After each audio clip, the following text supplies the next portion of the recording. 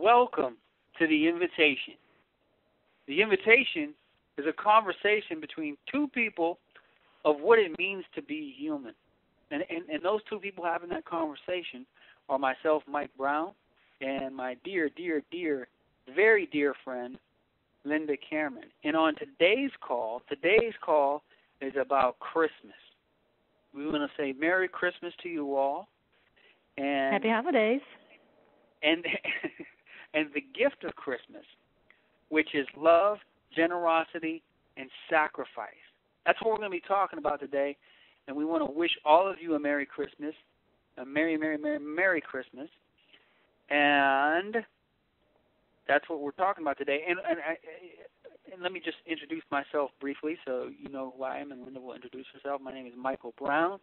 I'm a life coach, and you can find out more about me and what I do and sign up for a video e-course on manifesting your dream at MikeBrownCoaching.com. You can also get a free chapter of my book, You Are a Gift to the World, at YouAreAGift.com. So that's me, a little bit about me and what I do. And you want to go ahead and introduce yourself, Linda? Hi, my name is Linda Cameron, and I like to say happy holidays to everyone. And you can reach me at 301-520-6929. I am a life coach and a consultant. All righty. Thank you so much, life coach and consultant. Really excited about today's call because just to let any of you know, if you haven't been on any of our other calls, or if you haven't heard our other calls that we've done, last year, me and Linda, we came up with a bright idea that we would do a call for every holiday this year. And we came up with this in 2010. And we started out on New Year's, 2011. And we have done a call for every single holiday all the way through the entire year, all the way up to now for Christmas. And Christmas is the last holiday in this year. So I just want to, acknowledge, us for doing that, Linda. I mean, that's quite a, I can't believe a whole year has gone by. A commitment, huh? Quite a commitment. We've done it. We've some of it was up to the last minute, but we did the calls and we put them out there, and they've been fun. It's been awesome doing with you, and I got a lot from them. And and we hope that you all are getting a lot from them as well. And we're looking forward to 2012. Yes, we're looking forward to 2012. But here we are now. We're at Christmas, and we want to just jump right into it, for this call, and just go right into, the gift of Christmas. And when me and Linda sat down about this, we said that, from our perspective, there's three basic gifts of Christmas. That's love, generosity, and sacrifice. I mean, there could be a million gifts, but these are the three. Yeah, I would like to say that. I think there are many, many gifts. Oh, yeah. But we're just going to focus on those three for this phone call, this conversation. That's right, because this is the first day of Christmas where my true love sent to me. Love, a partridge in a pear tree. And love is a great place to start, I think, in this conversation. I think love is a place that you always want to start, Linda. That's where you always I want think to you're start right with about love. that. It's like love for you is like a sandwich. You know what I'm saying? It's like the bread and you always want to start with love, and you always want to end with love, and then you want everything in between to be love. That sounds about right. Yeah. And who doesn't want that? So right. what is this first gift, Linda? Love. Break it down for us 2 times. I think love is a many splendid things. And I'm just going to start what it is for me. Personally, when I think of love, I think of foundation. I think of comfort. I think of purpose. I think of joy. I think of struggle. I think of growth. I think of standing in the gap. I think of being open. I think of sharing. I think of fun. I think of desire. I think of possibility. I think of life, to just sum it up. And what is it for you, Mike, if I may ask? Ooh, what is love for me? I tell you. Love is such a, it feels big to me, you know. It's a big, broad thing for me. And when I think of love, I just think of like the entire universe. I think of life, you know, the cycle of life, the cycles that we go through in life. Love is like spirituality to me. It's breathing. It's love is even the things that we might not think love is. You know, like there's so much that goes on in life that sometimes maybe we say that's not love, or, you know, this isn't good or whatever. But I just think love is so imbued in ourselves, you know, in the cosmos, it's embedded in everything, like it's all around us, you know, like we're swimming in it. So I don't think love is always just a fluffy thing that you curl up next to a fire with, a feel-good thing all the time. You know what I'm saying? Mm-hmm. That's not always what it is. And so, yeah, that's what love is to me. That's what love is to me. And, you know, and as we're asking each other this question, you know, I'm sure you've done this yourself and you're listening, but, you know, write that down for yourself. Like, what is love to you? What does love mean to you? What is love for you? Right. I think that's a good place to start, and which puts me in the state of mind to say, do we often experience love purely, or do we usually experience it with condition? And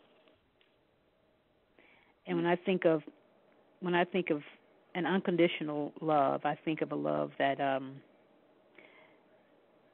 when you love a person exactly as they are, not as you would have them to be. Right, without trying or wanting to change them, right? Right.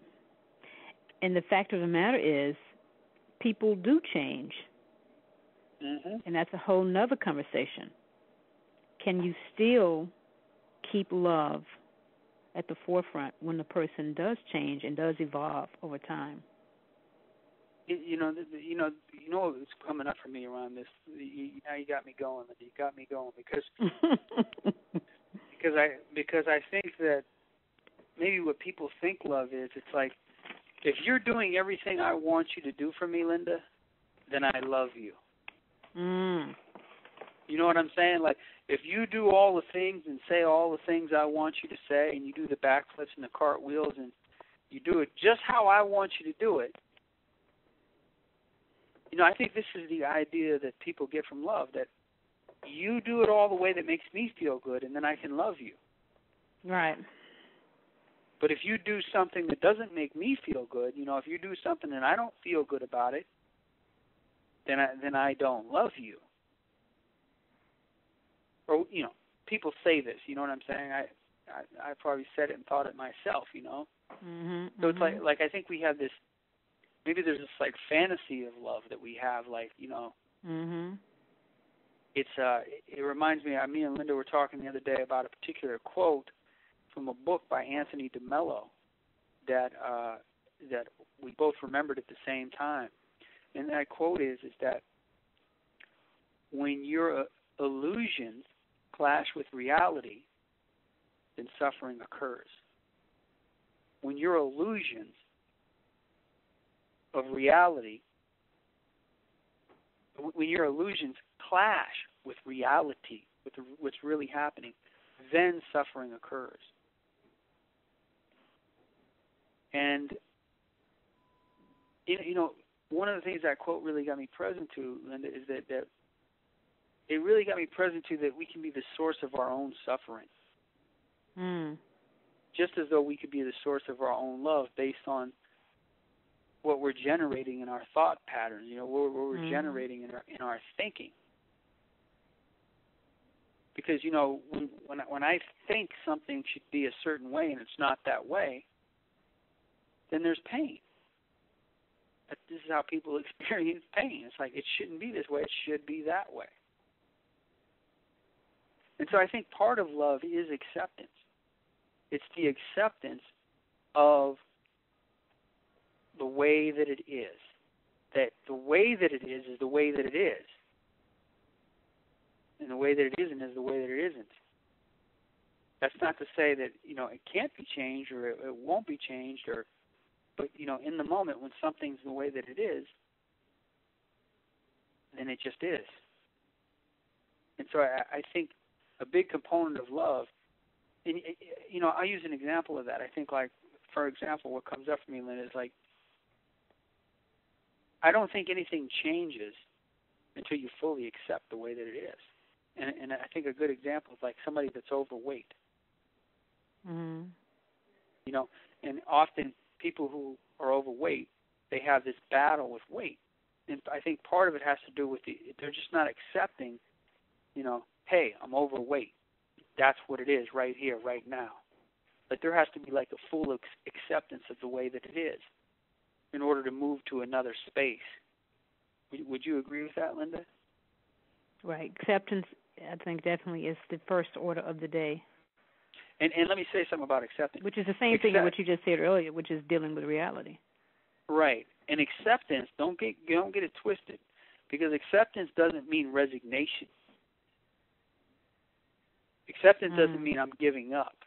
I think sometimes people hear acceptance and they say, they think it means quitting or resignation, or like, oh, I just accept that. That's another thing. Resignation is just like, it's giving up. It's just getting in touch with the reality of a thing and saying, hey, this is just the way that it is right now. It doesn't mean that it has to be this way forever. It's just the way that it is right now. Mm-hmm. Like, I think it's the first step in the process of loving something, man. A person, right. A thing, whatever. Right, acceptance. That's the first part of it. And I think a big part of being loving is really starting with accepting yourself. Mm-hmm. And so once you can accept yourself, the good, the bad, and the ugly, it's easy. It becomes easier to extend that outward, to share that with someone else if you have done it. And I'm not saying you necessarily have to do it perfectly, but the idea of accepting oneself and one's flaws and all, it doesn't mean that you are totally at peace with every single mistake you ever made, or you just like, I've made no real mistakes, and so there's nothing for me to really worry about. So it's not that. It's saying, in spite of all of my flaws, I'm going to accept myself. Yeah. In spite of my shortcomings, I'm going to accept myself. Right. And I think that even includes like feelings, feelings that come up. You might have feelings of fear, or you have a feeling of sadness, or, the bad feelings, the feelings that nobody wants to feel. Mm-hmm. I think often people stay stuck in feelings of sadness or fear because there's a non-acceptance of them when they're there. It's like, no, I'm not afraid. Are you afraid? No, I'm not afraid. I'm never afraid. I never feel afraid ever. I'm never, ever, like, especially from, men in our culture, like, it ain't cool to be afraid. It ain't cool to say you're afraid. It ain't cool to acknowledge you're afraid. You shouldn't be afraid. And so there's something about, like, if you're really feeling afraid of something, to just be able to accept that for yourself and not really make it mean anything other than, hey, I'm just afraid. It's just fear. It's there. That's it. It doesn't have to mean you're less than a man or you're less of a human being. In fact, it means that you're a human being, to tell you the truth. I mean, these are the emotions that human beings express. It's part of the ride. It's part of the experience. Part of the roller coaster ride. You know, fear, sadness, anger, joy, ecstasy, the highs, the lows, the twists and the turns. It all comes. It's what we signed up for, y'all. It's what we signed up for. Yep. And so, you know, when you're in those feelings, they're just what they are. And it can be challenging. Don't get me wrong. I know that personally from personal experience. It can be very challenging that if you're in a feeling of sadness, you know, to just let yourself feel sad. To just let yourself and let me be mindful about that. You know, I'm not just saying, you know, it's not about living in sadness. You know, because some people could take that and say, okay, I'm going to be sad and just be sad all the time. It's just, you know, if there's an emotion there, just letting your body temple, it does what it needs to do to naturally purge things. You know, that's why we have tear ducts and we cry. It's just purging energy. So if it's there, let it happen. It'll pass. Same with fear. Feel fear. You breathe, and you do it anyways. A lot of times I think, in particular with the energy of fear, Linda, people have this idea that the way to become fearless is they're going to wait one day until they have no fear, and then they'll do it. Never going to happen. Nope, doesn't work like that. Just doesn't work like that at all. real courage is when you have fear and you do it anyways. Right. Feeling the fear and moving forward anyway. Yeah, you just walk through it. You just walk through it. Mhm. And so, you know, making sure we're still on the same topic here, because we're talking about love, is we're talking about that first step, which is acceptance. So it's just the acceptance of. It's acceptance, and then I think the second thing is emotional investment. Emotional investment. Tell me more about that, Linda. It's the C word that a lot of people don't like to talk about. Commitment. Commitment. Ooh, Linda, when you said that, my eyeballs just almost popped out of my head. I had to take a deep breath and accept that. Yes. So, when in terms of, it was like you cursed at me, girl. It was like you cursed at me. But for some people, that is a curse word. I know that. Commitment. And so, but in order to experience loving a human being, there has to be some form of emotional investment. Another word for that is commitment. I like to use the word emotional investment because it's less frightening for people. I think. Emotional investment? You said emotional investment? Yes. Like investing in stocks or whatever. Emotional investment. Yeah, being committed emotionally. Putting your passion into it, putting your energy into it. Yeah, because when you care about something, you're invested. This is true. And you're invested. And what do you do if you don't care? How do you conjure that up? Well, I think, in my opinion, when you're loving someone, you're caring. You're in a state of caring. You're not in a state of non-caring. Hey, you know what, Linda? I think we can use ourselves as an example right here because we love to use ourselves as an example. Me and Linda made a commitment to do these calls for every holiday all this year. And I got to tell you, before this call, we're doing it on New Year's Eve, so we're doing kind of just the last Christmas minute. Eve. Christmas Eve. We're doing Christmas Eve, but we're gonna it's gonna be Christmas Day when it comes out. We were talking to each other, and I said, Linda, I don't feel like doing this call. And she said, you know what? I don't feel like doing it either. I don't want to do it. I don't have it in me. And Linda said, yeah, I don't have it in me either. And we said, well, so we accepted that that's how we felt. We just didn't feel like doing it. Mm-hmm. Then we got present to our commitment. Right. And our commitment was that we were going to deliver and do these calls for the holiday for you all you know, throughout this entire year. And right. and you know, I'm going through my own stuff, my own personal stuff right now, and so like I'm just not. I wasn't feeling good emotionally. I know Linda's, you know, with her family and going through, you know, she's over there and doing that, and so it's just like it's not the right time. It doesn't feel good. You know, I don't feel like doing it. She doesn't. But hey, there was just something in me, and I tell you, Linda, I didn't share this with you. You know, we were getting ready to do this, and we acknowledge this to each other. We're sharing this with you, but we normally before the call we do a little thing where we clear with each other and we say whatever we're going to say, and we both said that. And you know, when I was coming up for this call, it was like everything in me didn't want to do it, and that's what I said. I just do not want to do it. And then it's that commitment, it's that C thing, and here we are. We showed up. I said I'm doing it. You said I'm doing it.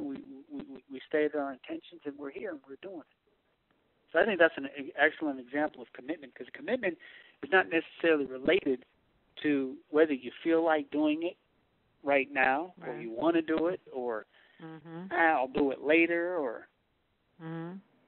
But it's conjuring up and injecting. It's pulling up. It's allowing that commitment to pull something out of you, so that you can put your energy into that, and that's literally what we did. You know, we pulled that out. We pulled that energy up. Be here and be present. I look at it as a way of caring. When you care about something, then you pull up whatever you need to pull up to make that happen. And so that's why I say that commitment is another way of caring or investing. It doesn't have to be perfect. You don't have to always want to do it. It ain't got to be the perfect moment, time, place. But you are connected enough to that within you that cares. And then you pull that. You let that energy pull you forward. The only thing that really gets in the way of that energy, really, if you boil it all down, is the fear. Your fear. Fear can get in the way of you letting your commitment come forward. Yes. Totally. And sometimes you don't even know what the fear is. Right. You're just present to that energy, which fear has a way of making you want to walk away. It totally does. And you know, and I want to talk. You know, now that we're talking about fear, like, man, there's so many people who don't do what they want to do. They don't fulfill their dreams, Linda. They don't go for it because of this. And I'm telling you, fear is an energy. But fear is not necessarily a real thing. It's not real. When I say it's not real, I mean it's not real like the way a chair is real. It's not a solid energy. You know, fear is a malleable energy. It's an emotional energy. And so, even though it may seem really big and ominous, but it's like what you say all the time, and it's like a paper tiger. You know, it's just energy that's there that you can be present with, and you can step into anything, and just, I almost promise you, it will dissipate, because once you're in the thing and you're doing it, you don't really have time to be thinking or feeling fear. You're in it. You know, whatever it is that you want to do, whether you want to go on this audition for this dance rehearsal, or, you know, you want to go to get a job or whatever it is, and you're like, oh, I can't do it because woo. You know, you get all worked up and you get all built up, but then when you're there and you're doing the thing, then you're in it. You know, there might even be some fear there while you're in it, but you're in it. Just get in it. Just get in it, whatever it is. You know, just notice the fear, accept the fear, just accept, okay, there's fear. Again, acceptance doesn't mean, you know, to wallow in it. It just means, hey, it's there. And then you just step forward. You just move forward anyways. I mean, otherwise, and, you know, I feel sad about this, Linda, because, like, there's so many people I see not going for what they want to go for because of this, you know, not stepping into their dream, you know, or what their heart is calling them into. And here's the see, thing. This is the thing about protecting ourselves from being hurt. Oh, absolutely. When you protect your heart from feeling pain and hurt, you also protect it from feeling joy. You protect it from feeling love. So when you hold something in your hand really tightly and you protect it, nothing can get in, but guess what, baby? Nothing comes out.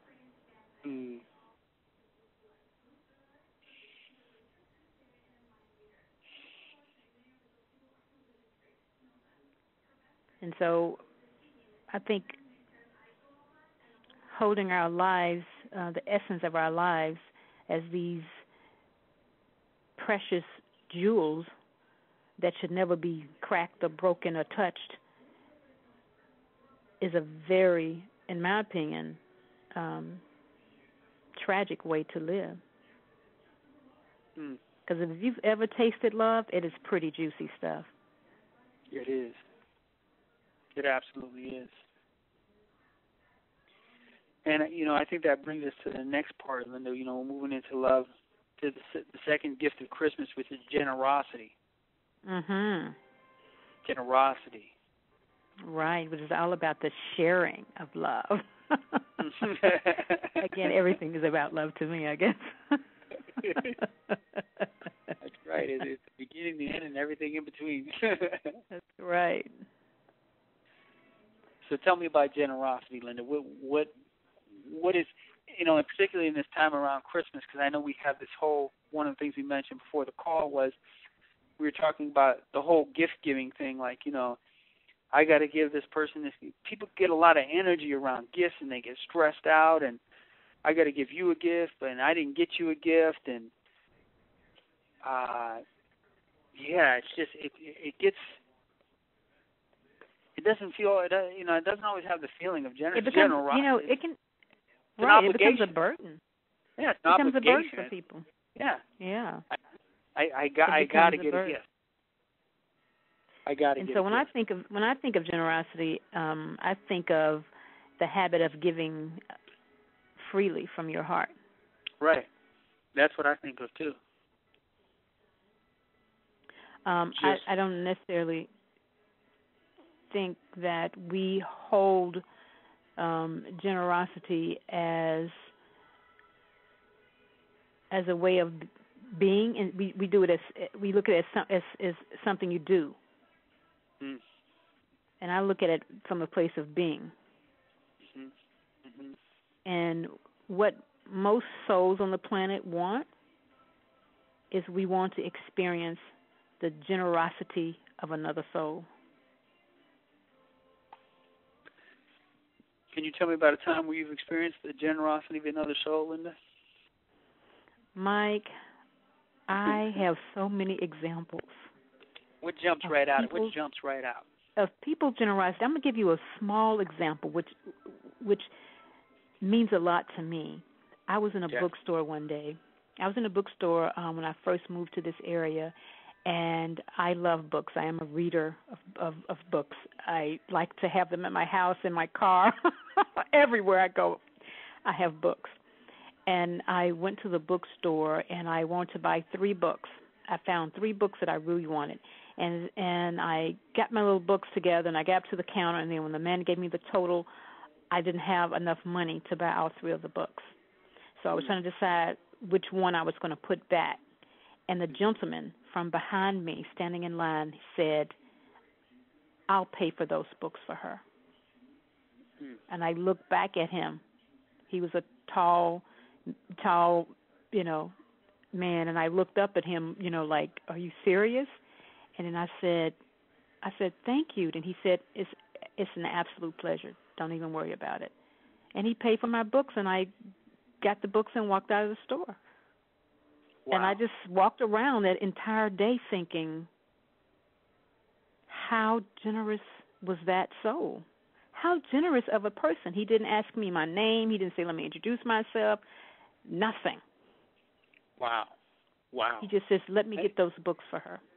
And Linda, I want to point something out to you that I want to make sure this is not missed here, because this is very important about generosity, okay? And I get that man was generous to do that, and you were filled up and everything.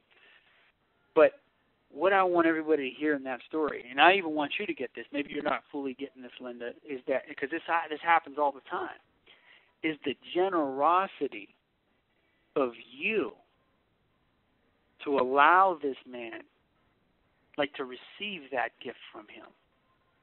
Like how generous you were. People would never hear that story and think that you were being generous because you got the gift, right? But guess what? He got the gift too, because he was probably walking around all day thinking, hey, I just bought these books for this woman in this store, and the joy on my face. Exactly. So you were actually being very generous too, because I know, and I see this time and time again. And if you're listening, I know you know what I'm talking about, and you know this too. And there's that, and I feel like this is where our work is. I feel like this is really where when I say our work, I mean our work as a culture. Linda, this is like a cultural phenomenon, and I think a big part of our work is learning how to receive, and getting that receiving is generosity. It seems confusing. People say, no, giving is generosity. No, receiving is generosity. Giving is generosity too. Right. But because in order for there to be a giver, there must be a receiver. Yes. That's right. That's right. So it's a beautiful relationship if you look at it. It is the perfect example of the ebb and the flow, right? Yes. The ebb and the flow of life. Because in order for a giver to give something, somebody must be on the other side of that to receive it. That's right. If not, then there's no such thing as giving. Totally. And so when I think of generosity, I think of a way of being in the world. I think of a person who says, either through actions, through words, sometimes it's not a thing, it's not a material thing. It is the listening of another. It is someone calling you to share their good news. And you listen and you say, that's wonderful. You are being generous in your listening. And you are allowing that person to share their good news. Or sometimes it's bad news. Sometimes a person calls because they need, to just let it out, whatever they're going through, and you listen to that, and you hold the space of love for them to exist in that moment, of compassion. That's also generosity. Because you could say, look, I'm busy, and hang up the phone, right? Yeah. and so, and you know what? And I think it's also a receiving energy. To listen. It's like you're being a receiver. You're receiving. You're receiving the other person, and that is a huge gift to to be received. Everybody knows what it's like. You had the experience when you're being received, because when you're talking to somebody, have you just ever, if you're thinking about this, whenever you've talked to somebody and they're just looking at you and they're with you, they're not saying anything, they're not just even saying anything. They're not saying you should do this or you should do that or da-da-da, blah, blah, blah, blah. They're just there with you. They're receiving you. They're receiving everything that you're saying, or whatever it is that you're saying. Maybe you're sharing sad feelings or happy feelings or whatever, and they're being with you and receiving you. And that is generous as well. I totally get that, Linda. It's huge. Right. Both people get something from that. Both people, definitely. And I'm glad you used the example of the bookstore, because often we think in terms of giving and receiving with physical material objects, which is part of it. That's part of it. But there's a giving and receiving that happens where there's not a material exchange that occurs. I can think of another example that happened actually this year. when I was in a store and I walked in and there was a young man there and his job was to kind of offer people something as they walk into the store, and then he offered me something and I said, no thank you, I would not like any. And then he's like, oh, okay. And so when I said, but you have a beautiful smile. He was not smiling at the time I said this, and he immediately broke into this awesome smile. And I smiled back at him, of course. And what I realized without even thinking about it is that I in that moment of generosity, I gave him a gift. And he, in essence, gave me the gift of that beautiful smile. Because a smile is contagious, people. I'm just going to tell you. I don't care what the scientists say, whoever. It's a contagious thing. And so, by me saying a few words to him, because the words I think I said originally when I said, no, I would not like any of that, whatever he was offering, but I said to him, I said, but it's great to have a job, huh? And he said, whatever. And then I just simply said, and thanks for that beautiful smile. And he broke into a beautiful smile. And so in that moment, I looked at him and he looked at me, and we just stood there smiling for no apparent reason. Wow. That is a generous exchange. So, and I think, and we all can, if we look through the course of the year of 2011, which has almost come to an end here, we can think about all the small ways that either we were giving or receiving in our lives. And it might not look like a whole lot. It's not like, somebody gave you $1 million or something like that. But if you're feeling down and somebody gives you a smile or gives you a hug or gives you an encouraging word, it is a generous act. And often, Mike, I think we don't realize how powerful generosity is. I think because you're right. You can give someone a small token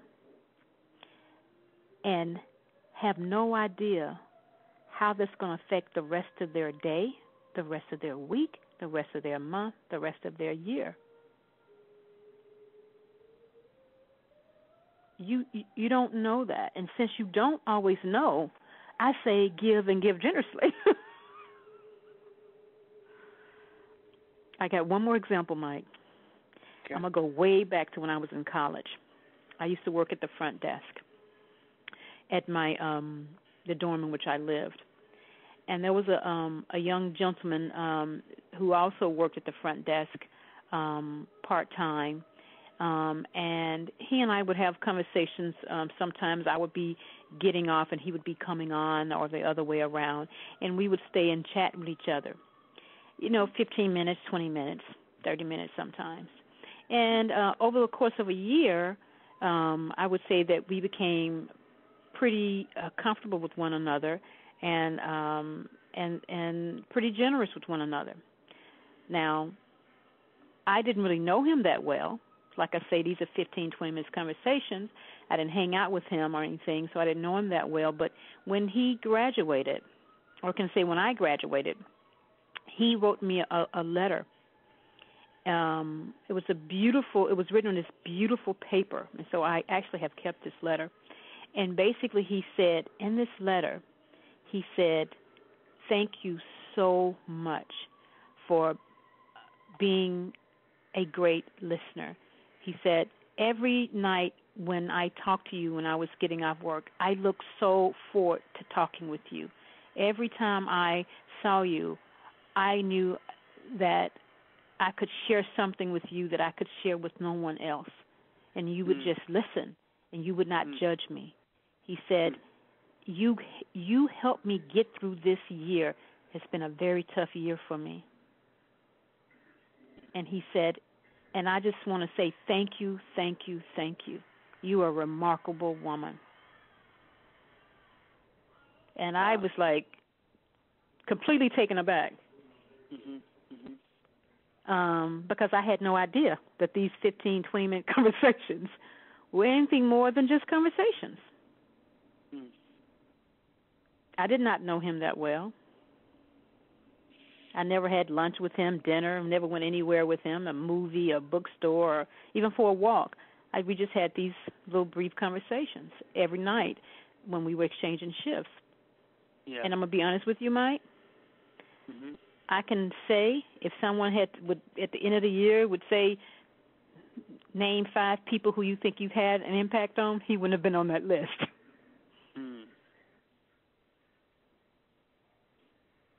Well, I think that just goes back to we never know how we impact other people. Exactly. We don't know the difference that we're making in people's lives on a day-to-day basis. It just doesn't occur to us how that happens. And one of the things I always say, Linda, is that, like I wrote this book called You Are a Gift to the World, and I really believe that in my heart. That was something my mom told me, and I didn't always believe that, and sometimes I still go back and like, I'm a gift to the world, but I really think everybody's a gift to the world, and that there's something unique that you've come here to deliver, and there's something you have to say, there's something you have to express. I don't know what that is for you. And maybe you don't even know what it is, but whether you think you're a gift or not, or whether you think you're having an impact on others or not, you are. You just are. And I know it's probably, I think I mentioned this story before, Linda, on other calls, but just like, I see this homeless guy every day. When I go to get my coffee in the morning, his name's Ken. He's always sitting right there by the thing. And, in my mind, I'm like, I thought maybe he's not a gift to the world, or he's not impact, but he's impacting people. He impacts me. He impacts people just sitting there. I watch like people come up to him or talk to him and say something, and sometimes he reacts differently, but he's having an impact on me.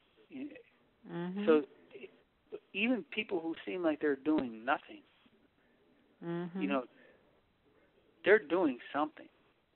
Believe me, they're having some impact. We just impact each other.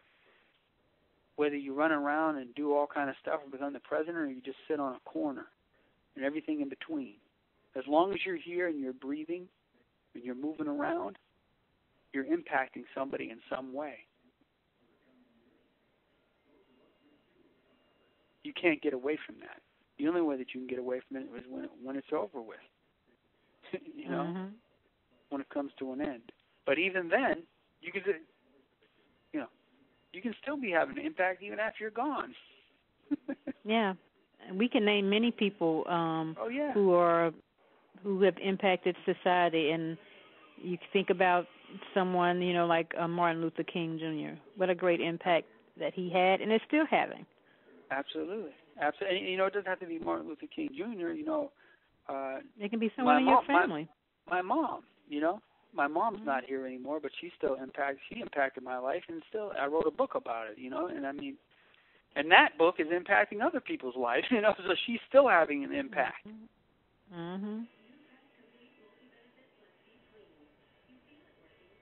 And so, that's, I think we pretty much covered generosity, and that brings us to the third gift, or we're calling the third gift of Christmas, which is sacrifice, Linda, sacrifice.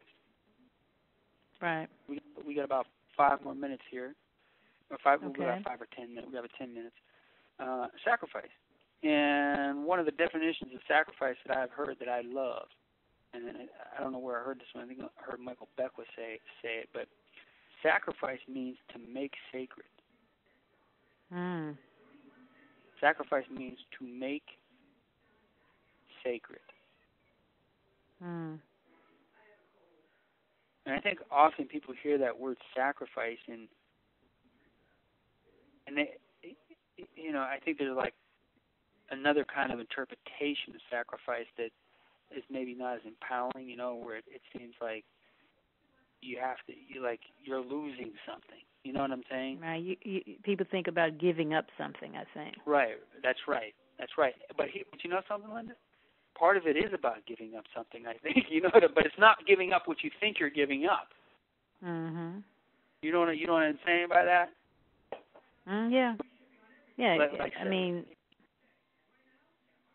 people think if I give up something, then I'm losing. Mhm. Mhm. I think that's kind of like an implied meaning. You know, if I give up something, then that means I lose. Right. Right. So sacrifice. And I'm saying there's great power in sacrifice.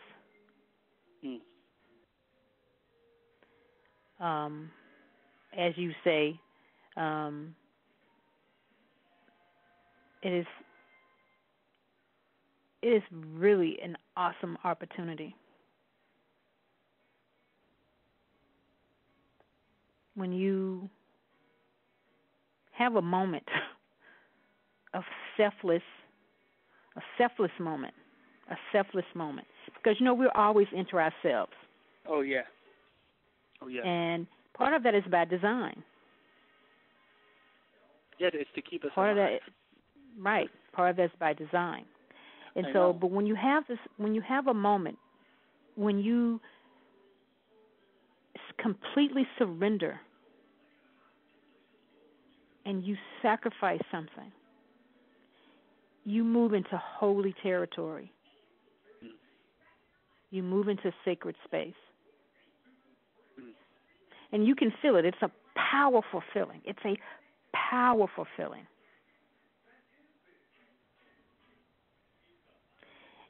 think about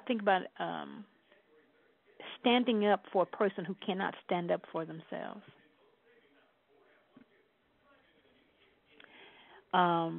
I think about when I was in junior high, and there was a new girl who came to school. Her name was Jennifer Lacey.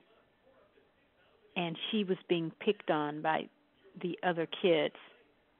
And I remember sacrificing my physical well-being and standing up for her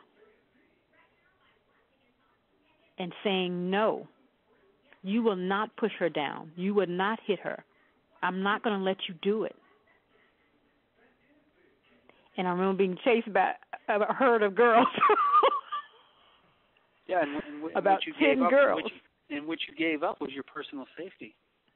I did. I sacrificed my personal safety for someone that I didn't even know. Wow. I didn't know her. She was a new girl in school. That's all I knew. And wow. I can tell you, and when I stood up for her, I sacrificed my personal safety, but I gained much, much more. I gained self-respect because I saw a part of myself that I didn't even know exist.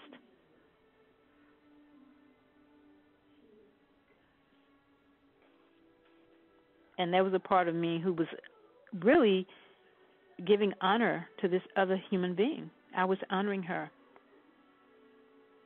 for who she really was, not for who those kids saw her as. And I thought she deserved to be treated like a human being. And I remember getting into trouble because I had to, so then here comes commitment, because once I stood up for her, these girls start, looking for me every day. And so eventually, a fight happened. You can only run so many times. So eventually there was a fist fight, and I ended up in the principal's office. And the principal said to me, Cameron, I'm so disappointed in you. This is not like you. You were not raised this way. I know your father, and I'm calling him in. I'm ashamed of you. So I sat there, and I was feeling horrible. My father comes in. I told my father. My father said, I want to hear from her lips what happened. So the principal gave his story, and then I told him what happened. My father turned to the principal and said, no, that is how I raised her, when I told him my story. When I said they were picking on her and and beating her up. And I just couldn't stand by and let that happen. And my father looked at the principal and said, "No, that is how I raised her." I hear that. And in that moment, a message was sent to me that sometimes you have to sacrifice for what you believe in. And you have to deal with the consequences of that.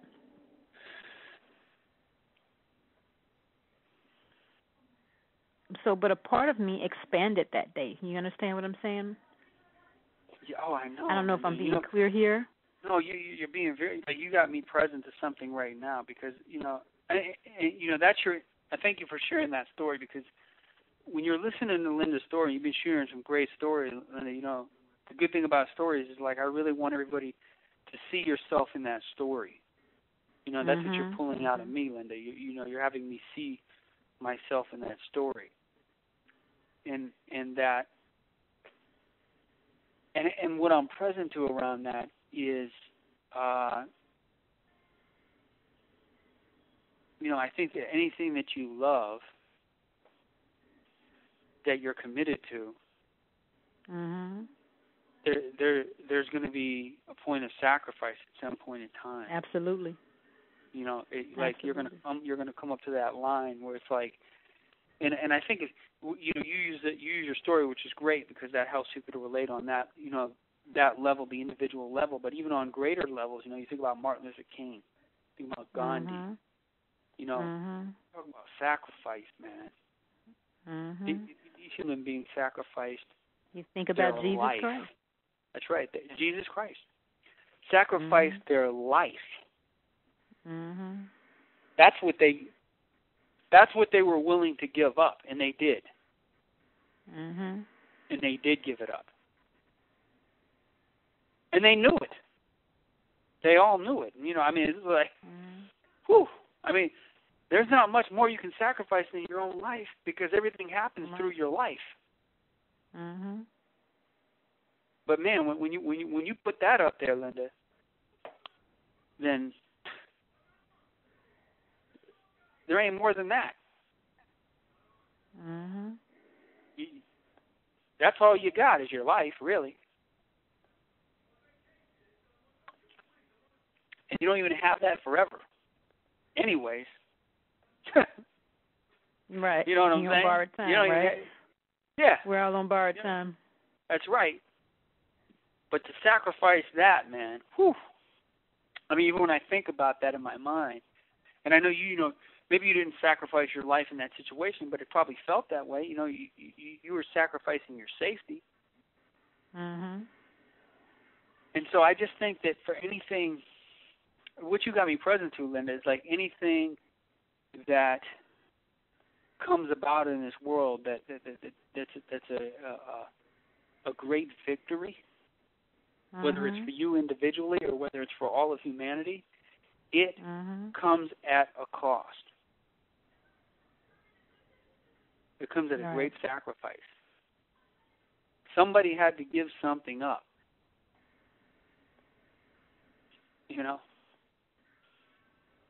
And we don't think about it, but our parents did it all the time.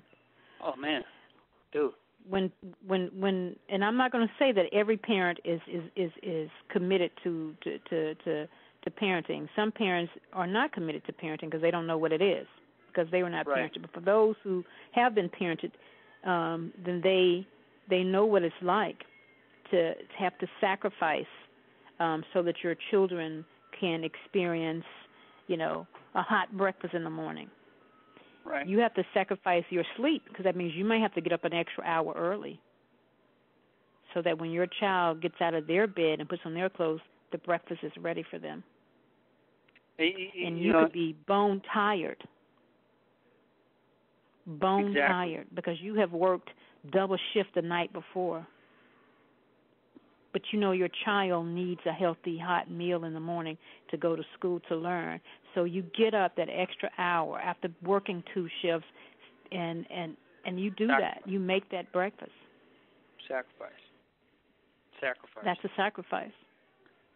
And I don't know why this what's coming from me right now, Linda, has to do with I know this is, but somehow this is tied into it, and it has to do with gratitude, generosity, sacrifice, like gratitude, like being grateful. Because I think that's a missing piece too. Like there's,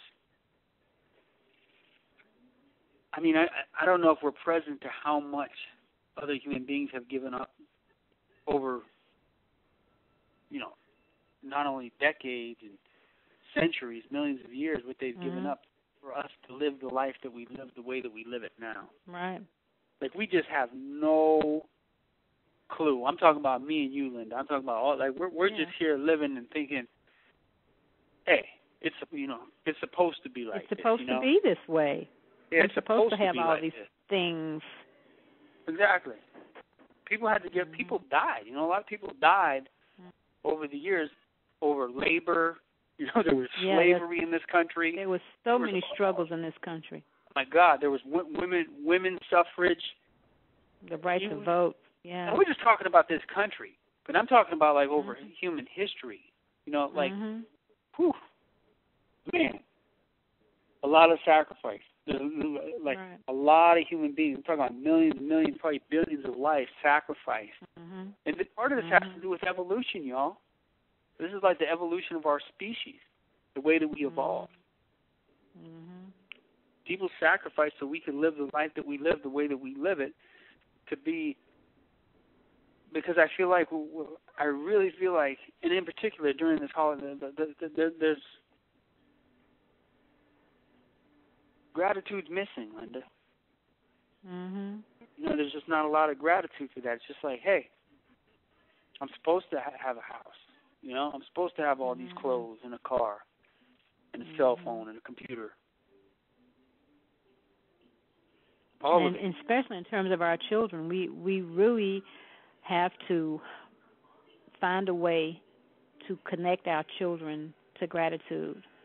Yeah, because man, they out there. They're way, way, way out there in another dimension, man. It's like, right. Yeah. So we really have to think about creatively. Be really creative. How can I show my child who I love what sacrifice is, what generosity is, what gratitude is? Like, how can I creatively do that? So not that you preach to them or lecture to them, but how can you create something that they can get the experience of. That's right, the experience of. Because words are just empty. You should be grateful. Right. You should be grateful. But something about this, Linda, this is why I brought this up, because I think I'm present to my own lack of gratitude. About you somehow you just, when you shared that story, I just got present to that for myself, for me. Like how ungrateful I am for all the things that I have in my life. And I'm thinking about what I don't have and why I don't have it, and oh man, I mean, there's people dying of starvation in this world, and I'm not saying that to conjure up guilt in people, but there are. Right. And I get to eat every day. People that are living on $1 a day. Yep. There are people in war zones being killed right now. And who are living in fear every single second that a bomb could land on their home and their children could be blown to pieces. And I don't get that. I don't fully understand it. Like, there's no way you can get something like that unless you're in it and you're there. Right. And you're like, oh, this is what it is. This is just a gratitude for being here, being in the country that I'm in, and having the things that I have. And wow, it's a lot. I got a lot. Right. And so we really have a lot to celebrate on a constant basis in this country. Not on December the 25th only, or, New Year's Day or Eve or whatever, but we constantly should be in celebration in this country because we have so much to be grateful for. Oh, my God. And I also would like to send a lot of thanks out to all the people, the families especially, who have been supporting people that are in the military, that are, traveling away from their family. And those families have been having to fill in for those missing family members and stand in the gap and hold it together. So I want to send a lot of generous love to those people. I have experienced that myself. I've had 2 brothers who were in the military, and not having your family members during the holidays is really hard, and not knowing if they're safe is even harder. Mhm. And so, I have to think about how grateful I am that all of my siblings are alive on this planet and not in harm's way, and that I can talk to them whenever I want to, through phone or Facebook or texting or whatever, and how grateful I am for that. And how I often take that for granted. Yeah. Definitely. And I just want to say to you, Linda, that I'm grateful to have you as a friend, and I'm grateful to for all the conversations we have, and for that we have the opportunity and to have done these calls for the past year, and just to be able to share our generosity, to be generous, and to share our love and our generosity, and to make the sacrifice to do this even when we don't feel like doing it. Like we covered it all. We covered it all. We got the whole thing. We got the whole thing here. We got the Alpha and Omega. Mhm. I would like to recommend a beautiful book as well, Mike, as we're ending here. And this book is called Return to Love. Go ahead and recommend that now, because we're going to bring it to I'm going to recommend two. I'm going to recommend 2 books. One is called A Return to Love by Marianne Williamson, if I'm not mistaken. And then there's The Invitation. The Invitation, which we named this call after the invitation. We call this Welcome to the Invitation. And on that note, Linda, to bring this to a close, what I'm remembering is when we did the first call at the beginning of the year. At the end of that call, if I'm not mistaken, you read that poem, The Invitation. And I think you should read it this time. I think you're right. I think that's exactly what I'll do right now. We can close because this poem is just it's pretty powerful. The Invitation by Mariah Mountain Dreamer. It doesn't interest me what you do for a living. I want to know what you ache for, and if you dare to dream of meeting your heart's longing. It doesn't interest me how old you are. I want to know if you will risk looking like a fool for love, for your dreams, for the adventure of being alive.